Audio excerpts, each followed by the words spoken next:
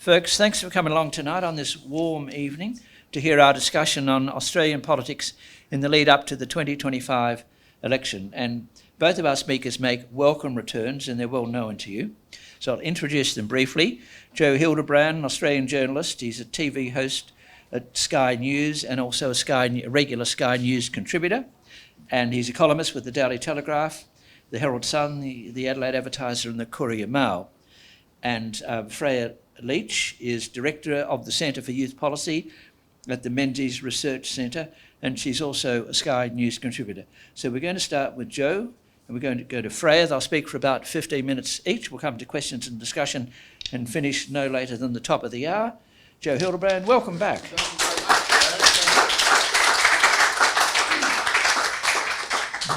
Thank you very much, Gerard, and thank you, Freya. I did offer to go second. I offered to, because I'm very progressive, so I said to Freya, I'm an ally.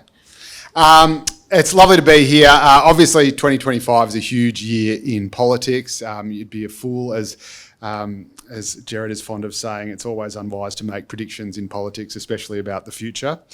But I think we can certainly lay out the land and see the sort of terrain over which the election, whenever it's called, is going to be fought.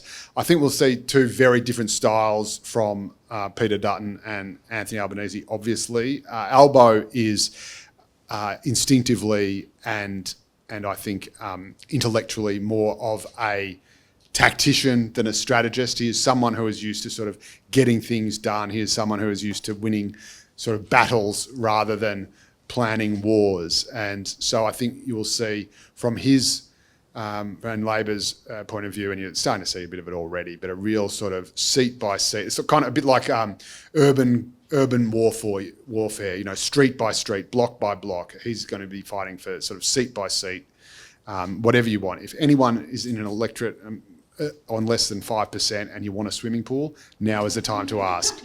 I promise you, you will get one. Whereas obviously Peter Dutton is clearly going for a more, and Freya will speak more fulsomely about this, of course, but is clearly going for a sort of broader, bigger, the country is broken, the country is heading in the wrong direction, W.B. Yeats kind of things fall apart, the centre cannot hold, we're spinning into oblivion and it's all Albo's fault. The other issue, I suppose, that will loom very large, aside from cost of living, is obviously going to be the number one thing. And ironically, that is the one thing that neither side can really do much about. Obviously, Albo blamed all of it on Scott Morrison when he was opposition leader, and he was wrong. And then, of course, the opposition now is blaming everything on Albo, and they're wrong too. But, you know, again, getting the 12 rate rises, that was bad luck. Getting 2 budget surpluses, that was good luck. But apparently that was fantastic management by Jim Chalmers as well. So if you're going to take credit for the stuff that you get accidentally, there you go, you were right, Gerard, it was someone. If you're going to take credit for the stuff that happens accidentally, you have to aware that you'll get the blame for stuff that happens despite you as well. So not a huge amount of sympathy in the room for that.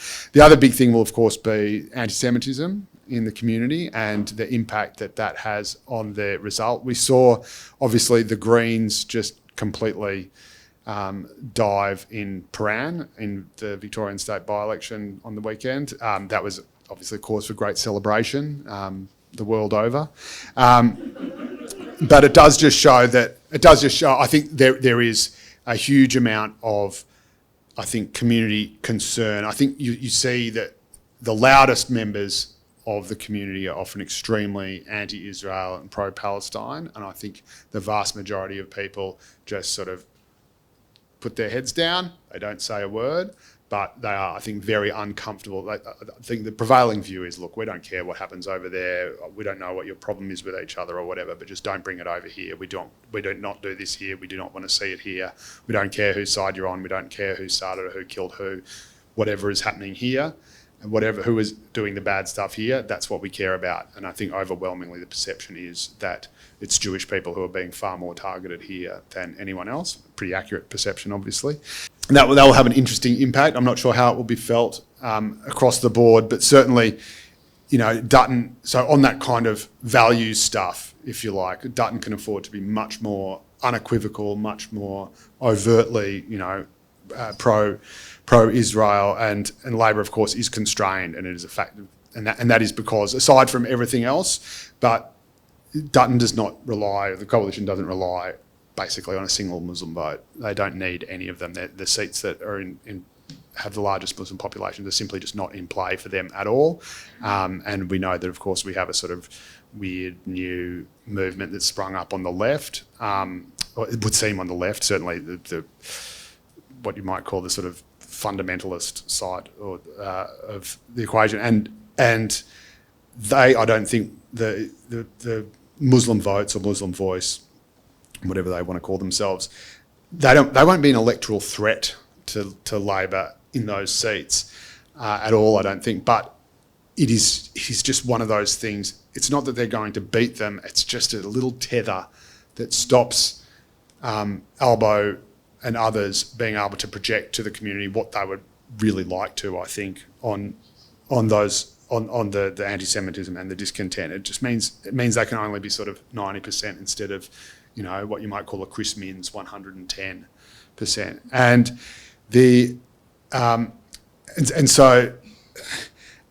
other additionally complicating factor, of course, is that, as it should be, and which is why I identify very strongly with the right of the Labor Party rather than the left of it, but it's the right of the Labor Party which is obviously the far more sensible and smarter and centrist and reasonable side of the party, but it's also the party that the faction that represents all the real working class seats. So all the people that Labor should be representing, which is working people, working class people in the outer suburbs, overwhelmingly these days often migrant multicultural communities.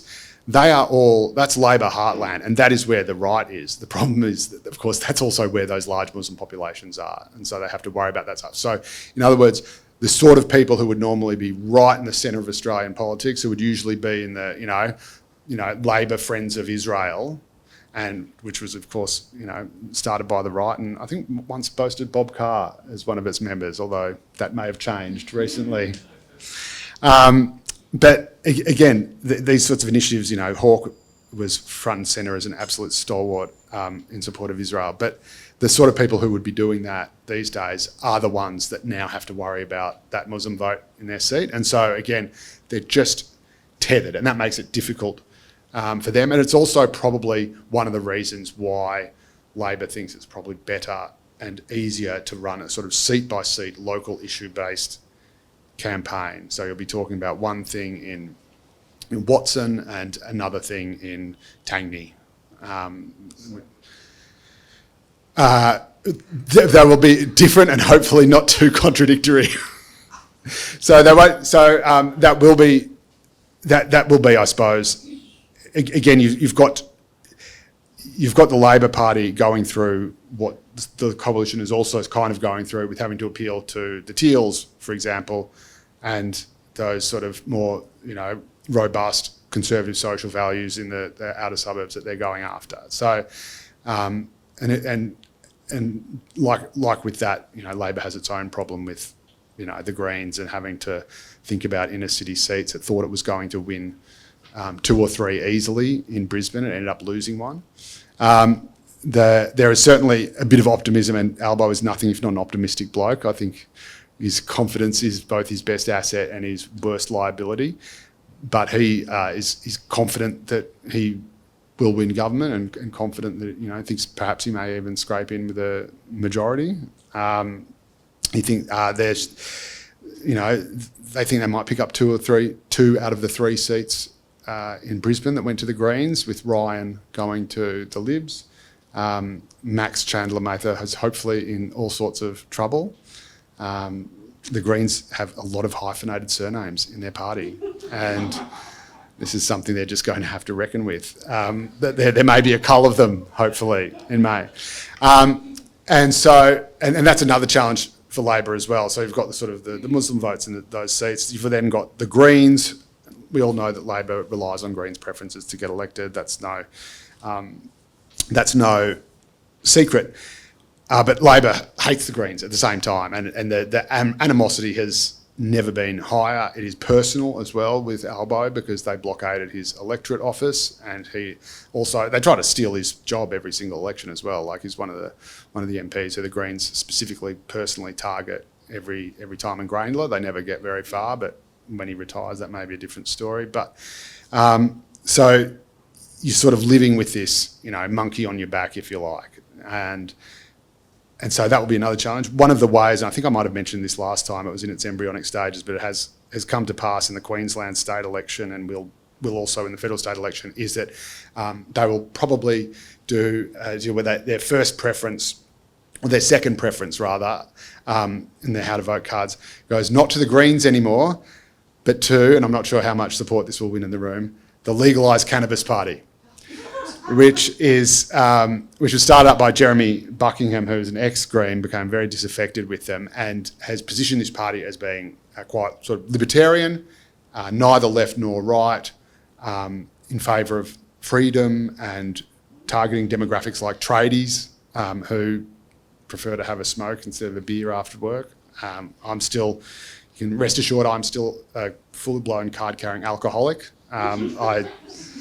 I only do the legal stuff these days. My wayward youth is behind me. But again, that is one way of just putting a bit of an ideological buffer between Labor and the Greens. So they'll sort of distance themselves in that respect. That's a little bit 3D chess. Will most people think about that? I'm not sure. Again, I think most people will be thinking about cost of living, their own hip pocket, fears in some sectors about sort of safety in the community and Australia's social fabric disintegrating. And I think Labor will be in a very practical and frankly almost transparently sort of transactional way saying, look, we're going to give you this, we're going to do this for you, we are going to, here's your childcare, here's your free TAFE, is $300 off your bill not enough? We'll make it 400, whatever. So it will be a sort of, a sort of practical nuts and bolts transactional kind of campaign. And there is perhaps, I think, a sentiment, certainly they would be hoping for. I still think they rely far too much on the Peter Dutton is the devil kind of thing. People do not think that. And just because them and all their mates think that does not mean the rest of the community. And that's that sort of insularity that, saw Kamala Harris go down the toilet, saw the voice go down the toilet, But everyone I knew was voting for it. No one I knew was voting for Donald Trump. They all hate him. So I think that is, they overstate that. However, I do also think there is a risk in Peter Dutton becoming too Trump-like. So when he said, I fully endorse Trump's plan to buy the Gaza Strip and turn it into luxury beachside condos, not even Trump actually supports that plan. Like, Trump's just like spitballing, dropping bombs, saying, well, all right, well, you've tried everything else. How about this? Oh, you don't want that? Oh, that's genocide, is it? Well, you fucking get your shit together. And that's what he did. It's what he did with, it's what he did with Hamas. He said, you haven't released the hostages by the time I get sworn in, they'll be hell to pay. And people think, will he or won't he? It's classic madman diplomacy.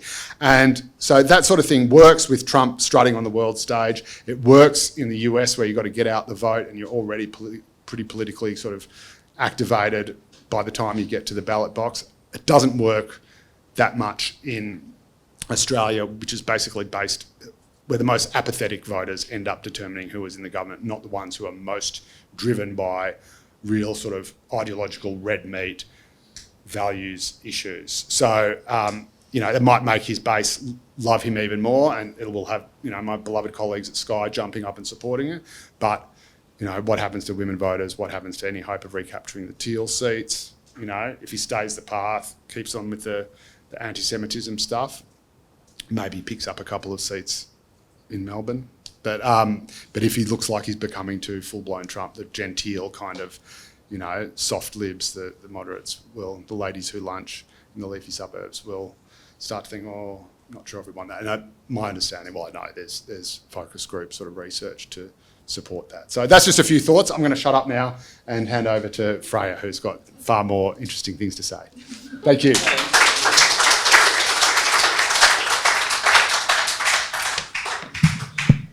Thanks, Joe.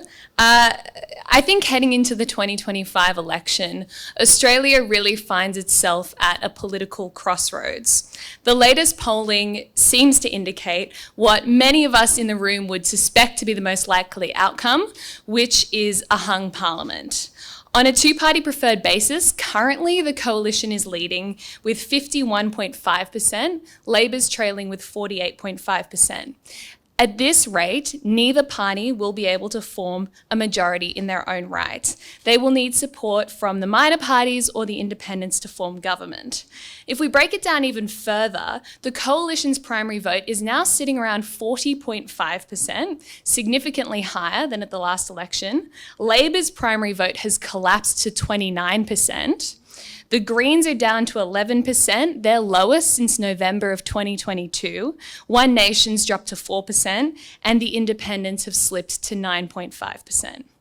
In the outer suburbs, these are your bellwether seats. These are where elections are won and lost. Labor's vote has now dropped to 27%, and the coalition's jumped up to 46%.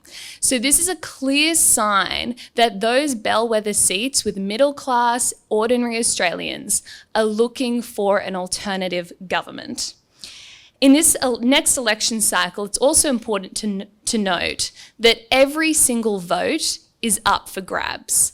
The notion of political loyalty, that you vote for one party for your whole life, is dead. In 1967, 72% of Australians said they had always voted for the same party. At the last election in 2022, that was just 37%.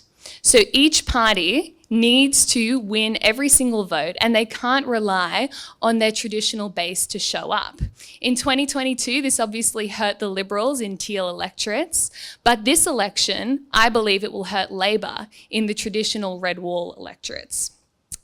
Now, the other thing to note is we've seen a massive fragmentation of the vote. So as much as 30% of the vote is now going to minor parties, and this means that preferences will be really important, which we saw in the by-election in Prahan over the weekend.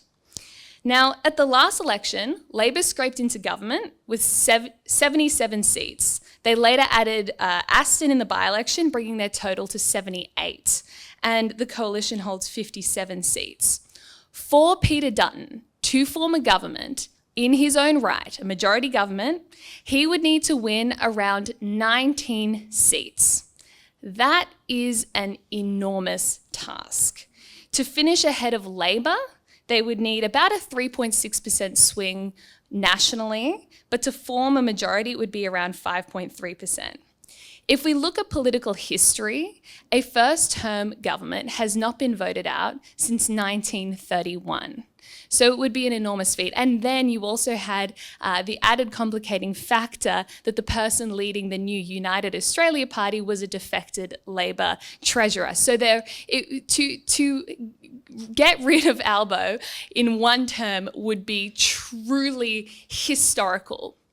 But if the last couple years of Australian politics have taught us anything, it's that history is no guidebook anymore.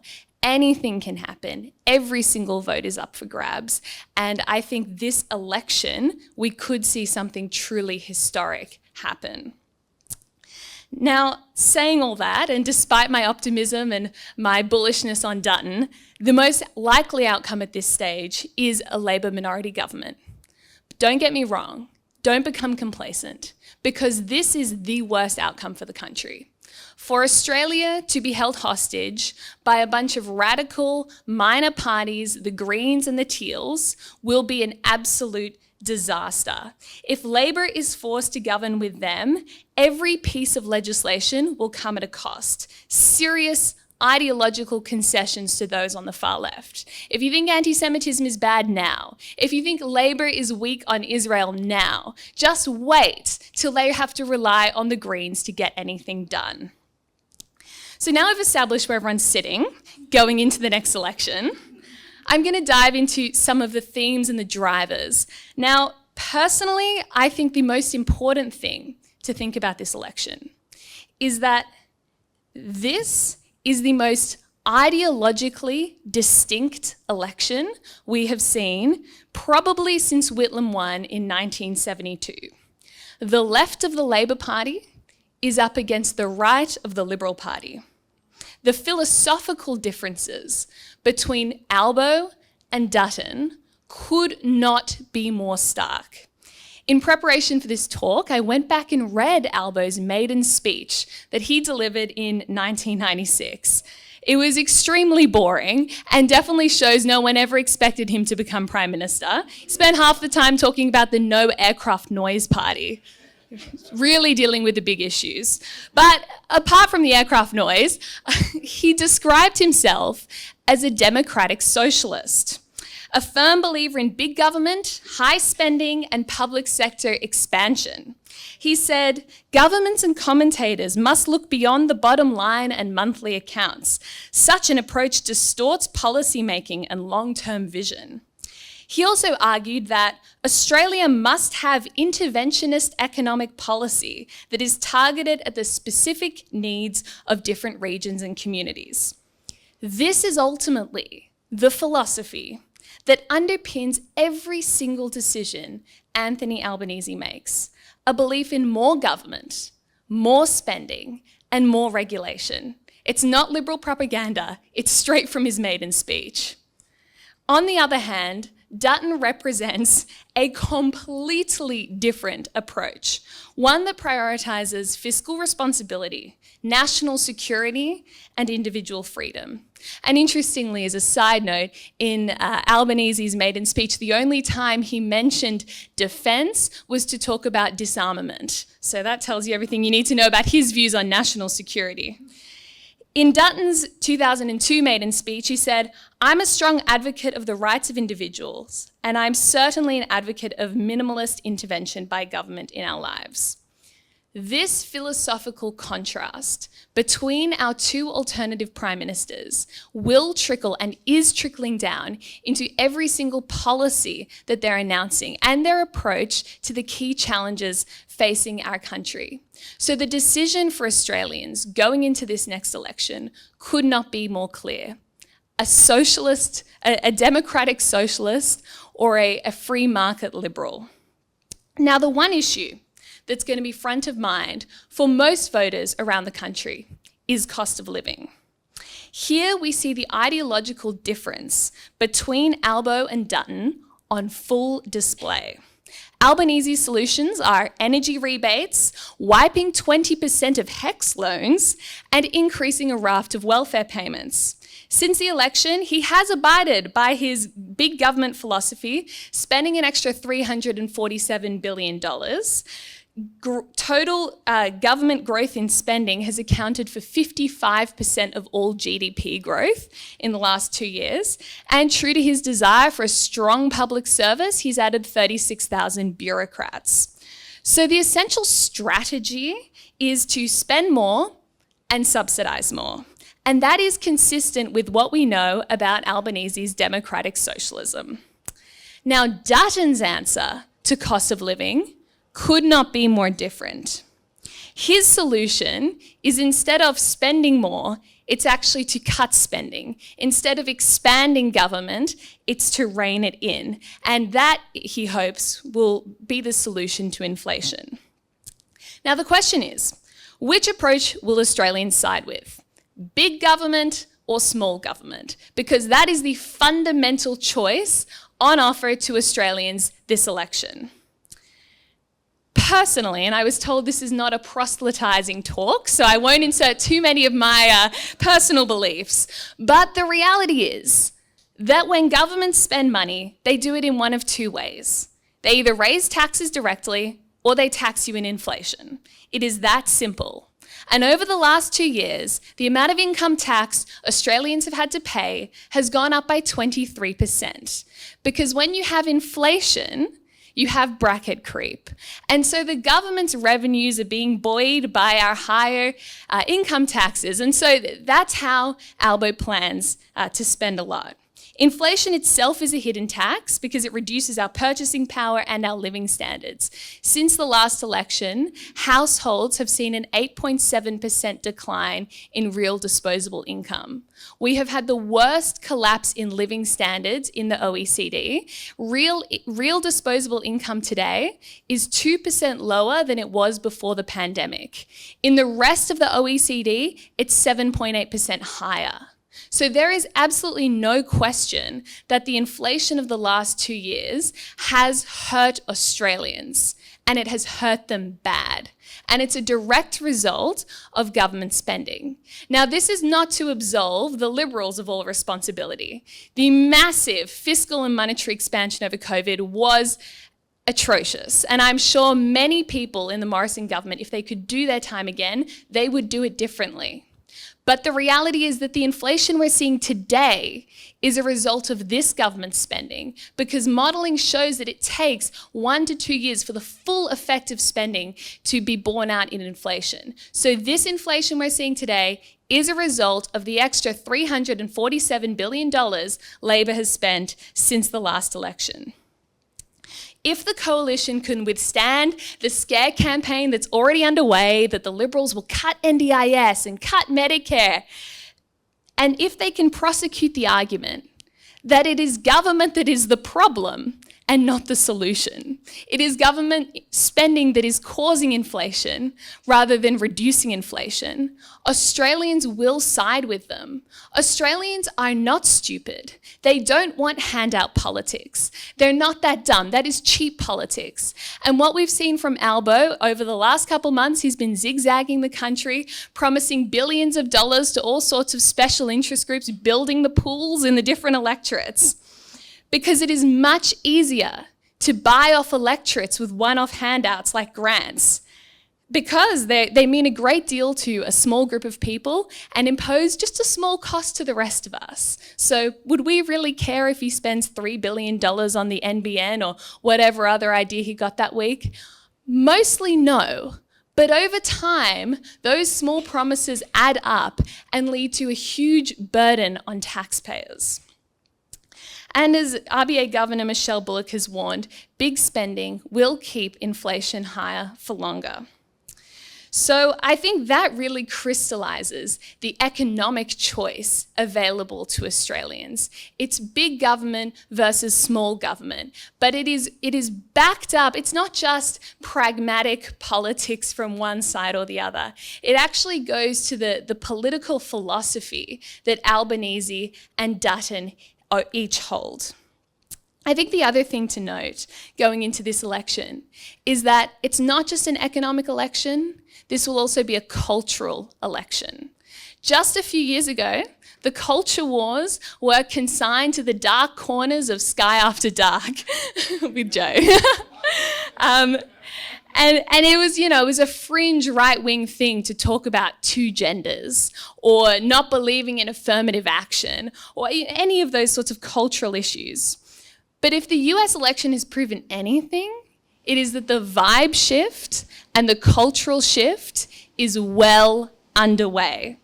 And the problem for Labor here in Australia is, like the Democrats, they've increasingly shifted away from their traditional working class unionist base, and they've embraced the inner city elites, replacing socialist economics with progressive cultural policy. Now, this has alienated many cultural conservatives who were once loyal to Labor but now feel left behind. The no vote in the Voice referendum was strongest in many traditional Labor areas, proving that the Parliamentary Labor Party is completely out of step with their traditional base. Now, in the long run, this presents the greatest existential crisis for Labor, because their reason for existence is becoming obsolete. In 1962, union membership peaked at 60%. Today, it's just 13%. And the problem gets even worse when you look at young people, My generation, people aged 20 to 24, only 7.3% of us are members of a union. In fact, we are proving to be the most entrepreneurial generation in history. 4 out of 5 young people would rather work for themselves. And so what's the problem with this? Well, for Labor, they've turned their back on their traditional unionist working class base to pursue a more progressive, inner city, younger elite. But then if you're a young person sitting in Sydney or Newtown, you'd go, I don't care about unions. I don't care about your weird conservative protectionist economics. I'm a social progressive. So why wouldn't I vote for the true progressives, the Greens? And so young people, they actually don't buy the Labor stuff because what does Labor offer them that the Greens don't? Nothing. The key distinction being trade unions, they just don't care. They don't want to be members of trade unions, but they do care about progressive politics. So the challenge that Labor will now have is that they're losing their base on the right because they've gone for the inner city elites, but now they're being out-lefted on the left by the Greens. And so really they're facing a huge existential crisis. The ideological difference between Albo and Dutton could not be more clear. And I think this election will be about which political philosophy do Australians want steering our country, big government or small government. That's what it comes down to.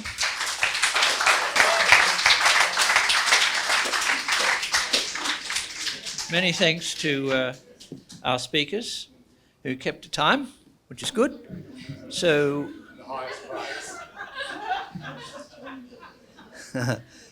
so I just want to clarify one thing that Freya said. I mean, you all know it, and all our people on Zoom and other places know it, but when Freya referred to 1931 and the United Australia Party, that was the real United Australia Party, led by, well, you know this, but led by Lyons and later Menzies, which became the Liberal Party. It's not the United Australia Party led by Mr. Palmer, although some of his people claim that his predecessors were 2 prime ministers, Menzies and Lyons and Menzies, but fortunately both are dead, so they don't have to worry about that accusation. So there we are. Now we come back to questions and discussion. Can we just go back to the concept of a hung parliament? Now, I'll start off with you, Joe. As you know, the Prime Minister had the Teals plus the other independents to the lodge last night, or was it the night before? And what does that mean? Was he just being courteous, or is he already working out who he might deal with? And secondly, to both of you then, is it likely that the Liberals can win back any of the Teal seats? As you know, the Teal seats are in Sydney, Melbourne, and there's one in Perth. So we start off with you, and just keep their comments. Thank you very much. And I share Freya's fear of a hung parliament with Labor forming minority government with the Greens, and I strongly thank you for your support for a majority Albanese government at the next election.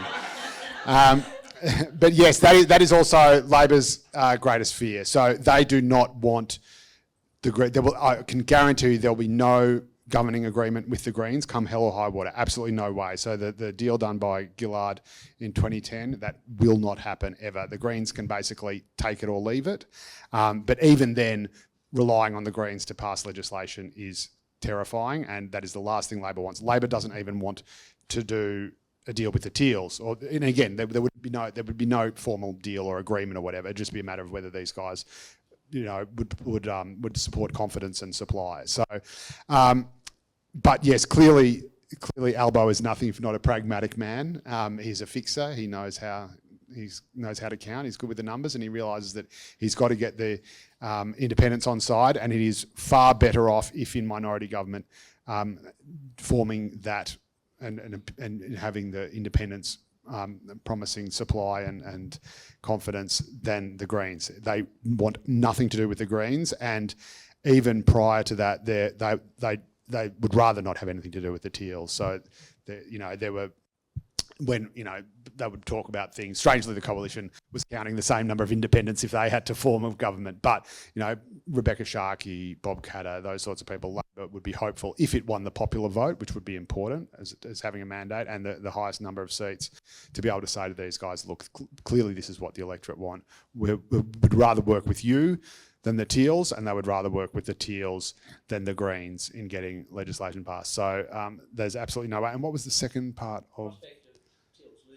Oh, yeah. So I think the more interesting thing than the prospect of the Teals losing any seats, which I think would be very difficult, but which way the Teals would go in the event of either the Coalition or Labor having to form a minority government. I think it would be very difficult for Scomps or Spender to back Labor in minority government. In the climate of anti-Semitism, and just because Scomps is, I think, a bit more vulnerable generally in the Northern Beaches. But certainly, I think Zoe Daniel in Goldstein and Monique Ryan in Kooyong, I think they are just card-carrying communists, so they are not going to back. I think for their own constituents, I just don't think they would actually be able to back Dutton. Spender is far more, I think, alive to her electorate and has shown a bit more common sense than some of them. So is David Pocock as well, actually. But and I think she knows that if she supported Labor when so many in her community are blaming Labor for the anti-Semitism, that would be the end of it. So I think that's one thing. It would be very hard, I think, to pull any seats back. And if anything, I think, and we've seen in Victoria as well, we are seeing yes. And a bit like a reversal of 2022, but yes, voters are fleeing from Labor, especially in Victoria, but they're not all going to, only a small fraction of those are going to the Coalition. They sort of end up with the Coalition as a sort of party of last resort in the 2PP. So I think it would be hard for Dutton to win back Teal seats. But anyway, I've been wrong before. Before we go to Freya, I think, just give it to Freya, but I think by communist you probably mean left-wing socialist. Yes. Right, okay.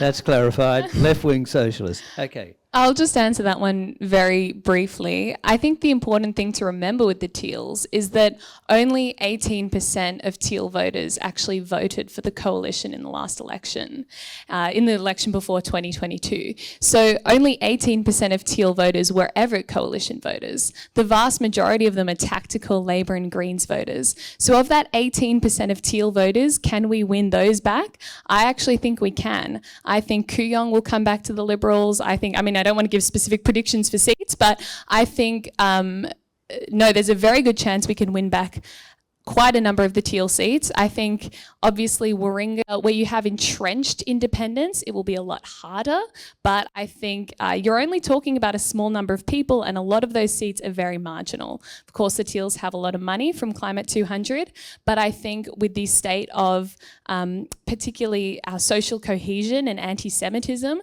there are a lot of people who feel as though this is a make or break election. If we don't change the government now, Australia is really heading down the wrong path, and they will do everything they can to get a Liberal government elected, which means getting rid of the Teals. Question here. Hi. Is it go? Yes. Okay. Thank you both. My bet is a small minority government for Labor, but who knows what might be. But when that happened once before under Julia Gillard, it was a mess, and Tony Abbott won a landslide in 3 years after that. This time it's even more likely to be further to the left and really break down a lot of Australians' confidence in the Labor Party. But what I'm thinking is, would it be a challenge to Peter Dutton that, for the sake of Australia, that Labor and Liberals should think of the Senate? So if the lower house starts to force Labor to some rather wacky left-wing legislation, what chance would there be, perhaps, of Labor and Liberal combining in the Senate to maybe give Australians what they really should have? Yes, absolutely. I think that would be great. And I also think there is a very strong case, and I think we will see it, probably not at this election, but at some point in the future you will see Labor and Liberal preferencing each other over the Greens. And it doesn't take much to realise that there could be some real advantage there in the Greens the Greens that are threatening Labor and the Green-held seats, and of course the Teals who are threatening the Libs. In terms of Labor doing a deal with the Greens, the damage that caused, I completely agree with. That was an idiotic deal. It was also a completely unnecessary deal. I mean, you just say to Adam Bandt in the lower house, you want to make Tony Abbott Prime Minister? Be my guest. You've just torched your own political career. Instead, I honestly don't know how. I think it was so, I think the tension was just so febrile. I think they just knifed a first-term Prime Minister for the first time ever in Australian political history, and no one was just stopping to think. And I was, you know, I mean, I was sort of there. I was like screaming into the void, and there are other people I know who are in the room. You know, even the idea that they could just knife Kevin Rudd and he'd just go away quietly, like you knife the guy because he's the most evil, psychopathic, Machiavellian narcissist of all time, and you think that'll be the end of it? Like even by its own logic, it makes sense. And so they simply will not do a deal with the Greens at all. They will say this, what they should have done last time. Said if the Greens want to make Peter Dutton and the Prime Minister, let them, and that will reveal to the world once and for all what it is. Because in a sense, that's what the Greens and a lot of people like them actually want. As soon as they get into government, as soon as they have to actually not get into government, but even inform government, they lose their own raison d'etre, because the whole point is, it's why Lydia Thorpe looks so silly. You know, the whole point is you're raising against the system. You're the freedom fighter. You have to overthrow the corrupt system that's oppressing people, and you make up all these oppressions that don't exist. But if you are the system, if you are the government, then suddenly you've deprived yourself of your own purpose. And this is the inherent kind of suicide pill in the activist left. Joe, could I just clarify one point? When you refer to as a former Prime Minister as evil, that's in inverted commas, isn't it?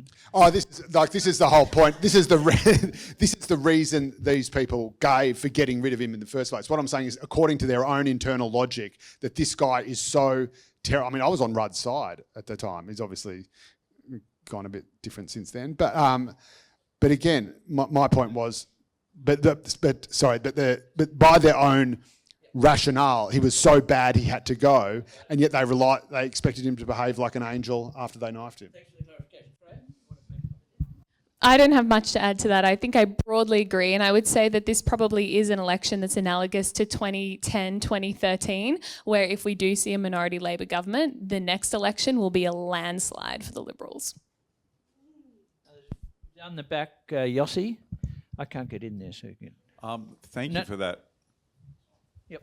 Thank you so much for that really amazing presentation from both of you.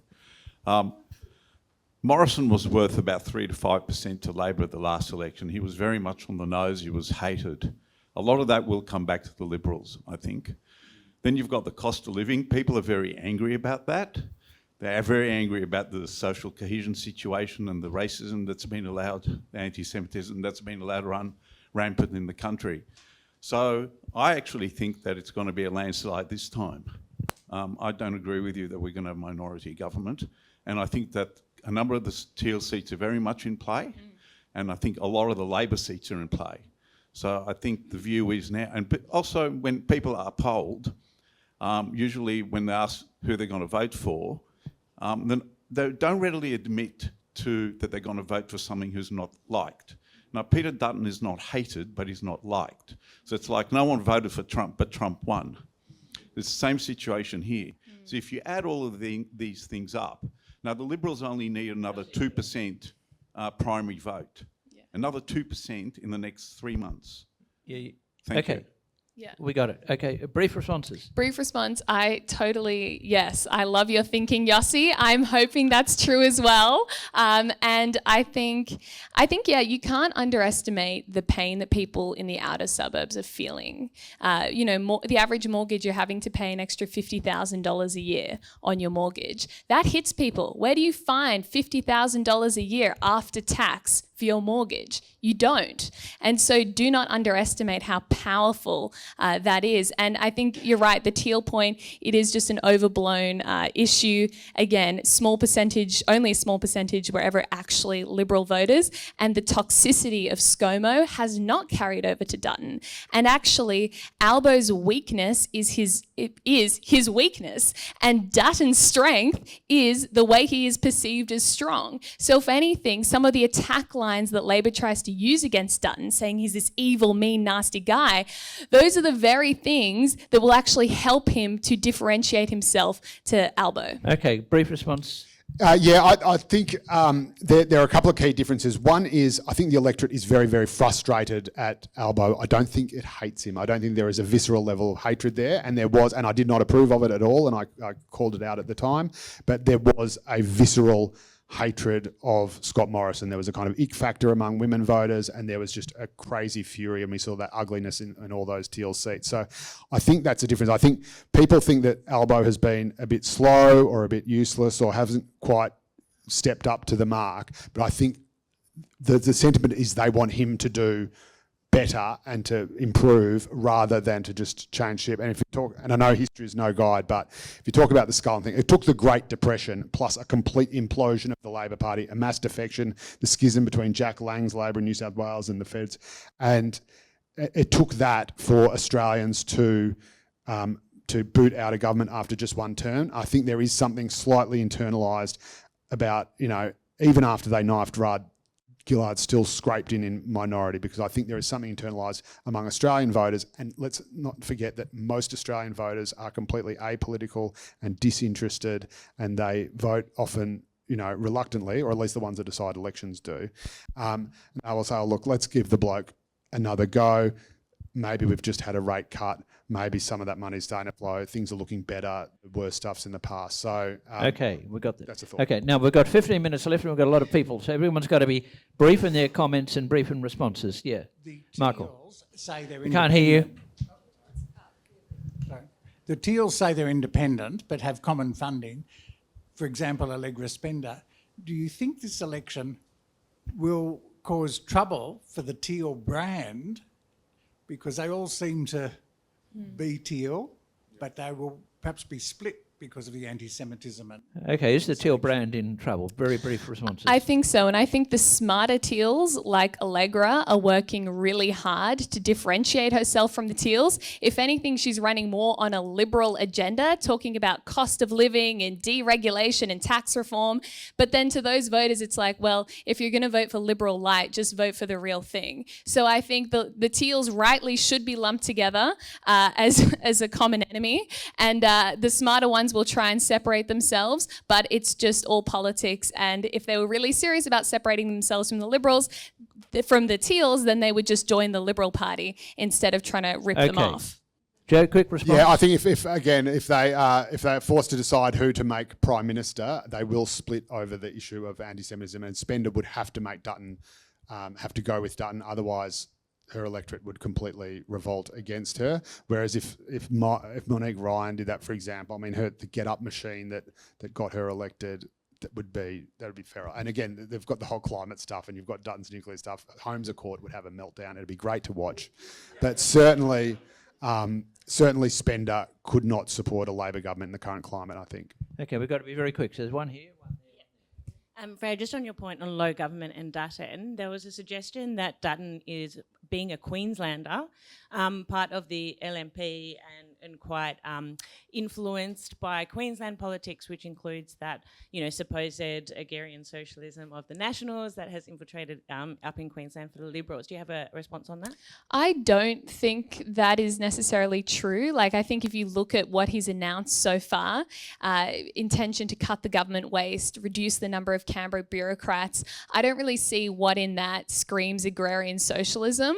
I've heard that argument too. I don't really believe it. And I think if you look at his actions and the direction he's taking the coalition, it's the opposite. It's going back towards a smaller government, freer markets. And I think that's a good thing on the whole. Joe, is the Queensland opposition leader to Queensland is the question. Look, yeah, no, I think the Nats pretty much are agrarian socialists, but I think that's been that's been the interesting thing we've seen in the right overall. I mean, you've got, the Republican Party in the US is now the party of tariffs, and it's the Democrats that are suddenly the parties of globalization and neoliberalism. And, and this is a strange and terrifying sort of weird reversal. And it happened in the Labor Party as well in a sort of micro term with the swapping of Rudd and Gillard, which completely blurred the factional lines, where you had the left supporting the right-wing Rudd and the right supporting the left-wing Gillard. And suddenly this caused this complete meltdown into what the actual appropriate policy response to any given issue was. In a sense, I think this is probably quite healthy, because I think the world and the economy has become so complex now that clearly the one rule for all, the one size fits all approach just does not work. And I think there is a case, I think clearly there will be times when government intervention is needed. For example, government-owned nuclear power plants. But again, Peter Dutton clearly thinks that there is actually a time and a place for massive government investment in what should be the private sector. And likewise, there will be times when government just has to get out of the way. So I think we're looking at a much more kind of, case by case, what approach is necessary in this particular area. Okay, we've got to be brief. Thank you.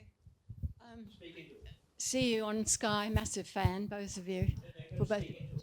For both of you, yeah, okay. And just repeat the bit where you're a massive fan. Into the microphone. And this is really a comment from you, Joe. You talk about Albo and the Muslim vote and the tippy-toeing around about the Jewish question.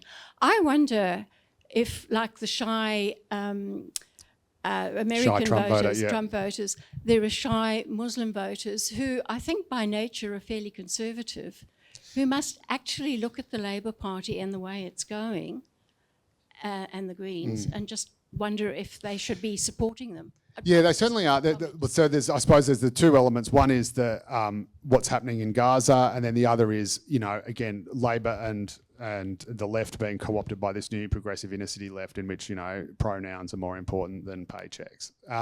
So certainly, there's no question that Muslims are extremely socially conservative, as are, there's big Orthodox communities there as well, Marianites, Greek Orthodox.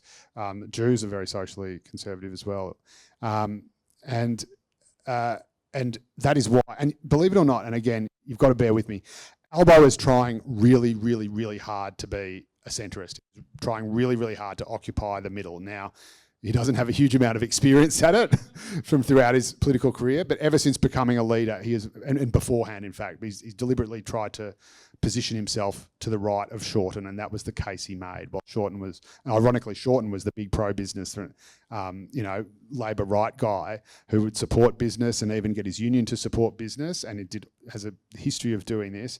And when he thought that politics was going the other way, Shorten, of course, being a politician, thought, right, I'm going to follow the wind. And it turns out he was wrong. It was a fatal error. Albo has done the same thing, and he is trying to occupy that centre. So a couple of examples. Soon as he becomes Prime Minister, he does an interview with Piers Morgan, says he opposes cancel culture, loves Barry Humphries. These things are anathema to the sort of progressive cancel culture left, right? My wife works for Equality Australia. She was pushing for the anti-incitement to violence laws to encompass all sorts of hate speech, so you couldn't say that thing. Albo told them all to go and get absolutely no way. We are not censoring free speech. It is purely incitement to violence, and that is to protect the Jewish community. And again, the mandatory sentencing for terror offences.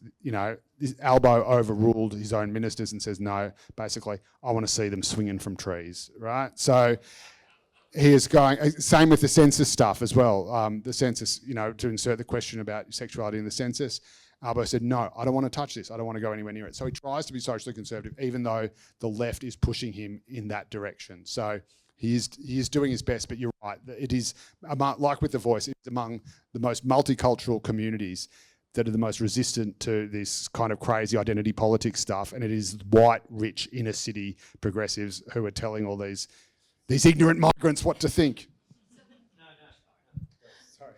I just have one comment on that. I think I think Albo is being dragged to the centre, kicking and screaming out of political survival instinct. I don't think he actually holds any of those views. I think if it were up to him, we would all be Zer and, put our pronouns in our emails and the whole lot. And so I think that's one point to note. I also think that there are people who say, and I think you mentioned this, Joe, that the Liberal Party doesn't have any electorates up for grabs that have large Muslim populations. But that's actually untrue. Werriwa has a large Muslim population. That's on around 5.5% margin. Parramatta is on 3.5%. That has a lot of Muslims. Reed is a very marginal seat. That also has large Muslim neighbourhoods in it. So I actually think it's a testament to Peter Dutton's leadership that he hasn't caved on Israel and on anti-Semitism, because standing up for the Jewish community might possibly let him win back a couple Teal seats. But if he'd turned his back on the Jewish community and he'd just focused on the social stuff and he'd gone full conservative and gone after the Muslim communities, he could have picked up a lot of those red wall seats. So I just think we have to give Dutton credit for doing actually the politically unpopular thing of standing up for the Jewish community, when if you look at the Liberal Party and their self-interest, make a lot more sense to not be so strong on Israel. Okay, look, there are many more questions around, but we've virtually run out of time. So we're just going to come back with a final question, which came in from one of our Zoomites, who said, hang on, he said. No, it's a she, hang on. Hang on, she said. Could be either in this day and age, Gerard, so... These bros are Sky News contributors. They ought to be brave. If they came back in 3 months' time, what would they be saying? In other words, she says, have a stab at who might win and who might lose. You start with you, Freya. Okay. So what's your prediction? Bold prediction. My bold prediction or what I want to be true are probably two different things. But I would say I think the swing to the coalition will surprise us. So I would say there's probably about a 50% chance that the coalition can form majority government at the next election. And that's a chance that I'm willing to bet on.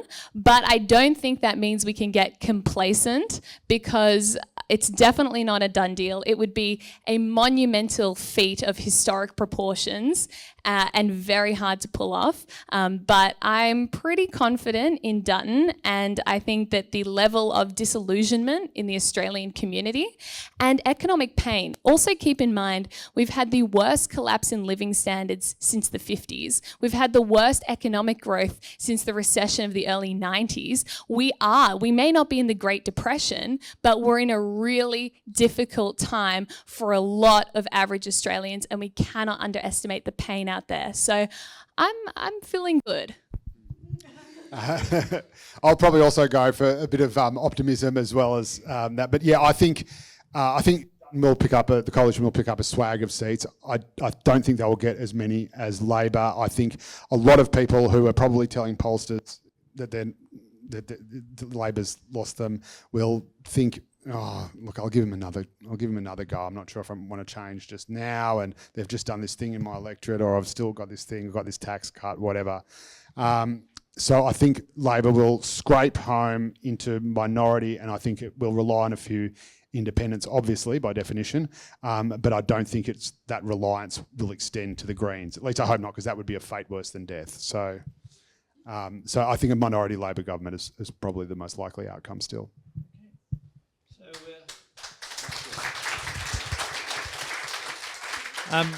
Sorry we didn't have time to get to everyone tonight, but we always try and finish on time. It's a hot night. There are a lot of people here. So thanks to Joe and Freya for great contributions. Not much proselytising and quite a bit of analysis. And there's a sort of very, very free exchange with people being referred to as Elbow and ScoMo. And it's not the usual Sydney Institute style. But it worked very well tonight. So it'd be great to get your speeches out on our website, your papers published eventually in the Sydney Papers online. But for tonight, well done, and we'll have you back again soon.